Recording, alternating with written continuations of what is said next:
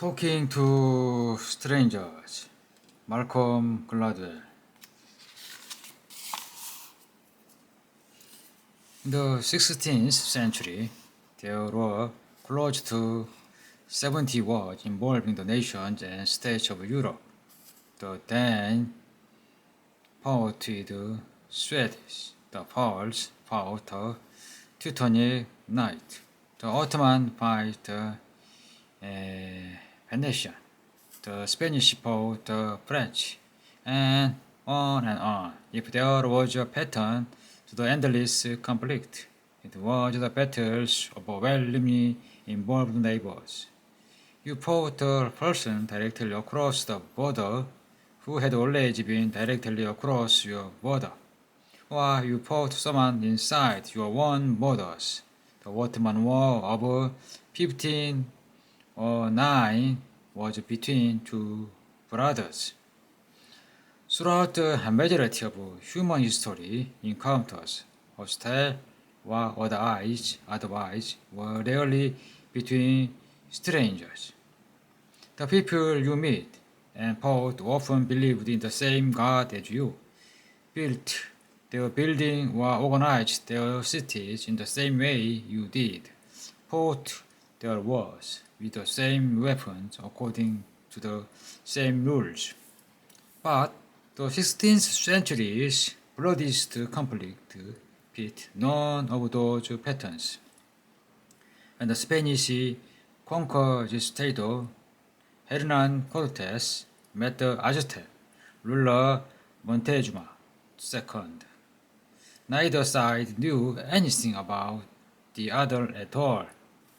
Cortes landed in Mexico in February of 1519 and slowly made his way inland, advancing on the Aztec capital Tenochtitlan. When Cortes and his army arrived, they were in awe. Tenochtitlan was an extraordinary sight, far larger and more impressive than any of the cities Cortes and his men would have known back in Spain. It was a city on an island, linked to the mainland with a bridge and crossed by canals. It has grand boulevards, elaborate aqueduct, thriving marketplace, temple built in brilliant white stucco, public gardens, and even a zoo. It was spotlessly clean, which the someone raised in the filth of medieval European cities would have seemed almost miraculous. When you saw so many cities and villages built in the water and other great towns on dry land, we were amazed and said that it was like enchantment. One of Cortes' officers, Bernal Diaz del Castello, recalled, and some of our soldiers even asked whether the things that we saw was not a dream. I do not know how to describe it. Seeing things as we did that had never been heard of or seen before, not even dreamed about. The Spanish were greeted at the gate of Tenochtitlan by the assembly of Aztec chiefs, then taken to Montezuma. He was a figure of almost surreal grandeur, carried on a litter embroidered with gold and silver and festooned with flowers and precious stones. One of his cautious advanced before the procession, sweeping the ground. Cortes dismounted from his horse. Montezuma was lowered from his litter. Cortes, like the Spaniard he was, moved to embrace the Aztec leader, only to be restrained by Montezuma's attendant. No one embraced Montezuma. Instead, the two men bowed to each other. Art thou not he? Art thou Montezuma? Montezuma answered, "Yes, I am he." No European had ever set foot in Mexico. No Aztec had ever met a European. Cortes knew nothing about the Aztecs, except to be in awe of their wealth and the extraordinary city they had built.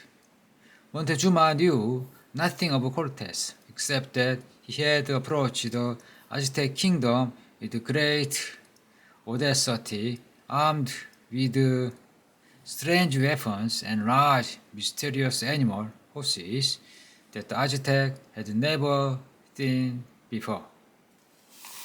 Is it any wonder why the meeting between Cortes and Montezuma has fascinated historians for so many centuries? The moment 500 years ago, when explorers began traveling across the ocean and undertaking bold expeditions in previously unknown territory, an entirely new kind of encounter emerged. Cortes and Montezuma wanted to have a conversation, even though they knew nothing about the other. And Cortes asked Montezuma, though he didn't say those words directly. Cortes spoke only Spanish. He had to bring two translators with him. One was an Indian woman named Milinche, who had been captured by the Spanish some months before.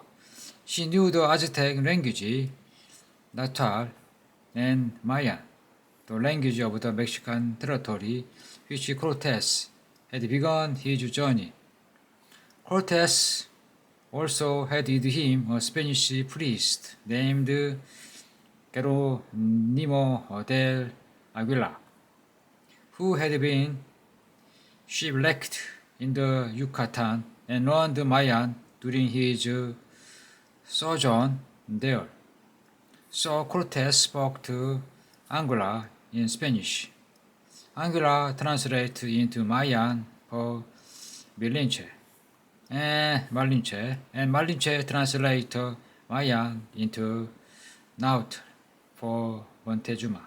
And when Montezuma replied, "Yes, I am," the long translation chain ran in reverse. The kind of easy face-to-face interaction that Vichy had lived with this entire life and suddenly become hopelessly complicated. Cortes was taken to one of Montezuma's palaces, a palace that Aguilar described later that having innumerable rooms inside, antechambers, splendid halls, mattresses of large clocks, pillows of leather and tree fibre, good eiderdowns, and admirable white fur robes. After dinner, Montezuma rejoined Cortes and his men and gave a speech. Immediately, the confusion began. The way the Spanish interpreted Montezuma's remark, the Aztec king was making an astonishing concession. He believed Cortes to be a god, and fulfillment of an ancient prophecy that said an exiled deity would one day return from the east. And he was, as a result, surrendering to Cortes. You can imagine Cortes' reaction. Just imagine the magnificent city was now effectively his. But is that really what Montezuma meant? Naphtal, the language of the Aztec, had reverential mode. The royal figure such as Montezuma would speak in a kind of code, according to a cultural tradition in which the powerful projected their status through an elaborate false humility. The word in Naphtal for a noble, the historian Machu Istal point out, is all but identical to the word for child. When the ruler such as Montezuma spoke of himself as small and weak, and in other words, he was actually subtly drawing attention to the fact he was esteemed and powerful. The impossibility of adequately translating such language is obvious. With starlight, the speaker was often obliged to say the opposite of what was really meant. True meaning was embedded in the use of reverential language, stripped of this nuance in translation and distorted through the use of the multiple interpreters. Not only was it unlikely the speech was such as momentums would be accurately understood, but it was probable that its meaning would be turned upside down. In that case, Juma's speech was not his surrender, it was his acceptance of a Spanish surrender. You probably remember from high school history how the encounter between Cortes and Juma ended. Juma was taken hostage by Cortes, then murdered. The two sides went to war. As many as 20 million Aztecs perished, either directly at the hand of the Spanish or indirectly from the disease they had brought with them. Tenochtitlan was destroyed. Cortes' foray into Mexico rushed in the era of the catastrophic colonial expansion, and it also introduced a new and distinctly modern pattern of social interaction. Today, we are now thrown into contact all the time with people whose assumptions, perspectives, and backgrounds are different from our own. The modern world is not two brothers feuding for control of the Ottoman empires. As Cortes and Montezuma struggling to understand each other through multiple layers of translators, talking to strangers is about why you are so bad at that act of translation. Each of the chapters that follow is devoted to understanding a different aspect of the strange problem. You will have heard of many of the examples. They are taken from the news. At Stanford University's Northern California, a first-year student named Brock Turner met a woman at a party, and by the end of the evening, he is in police custody.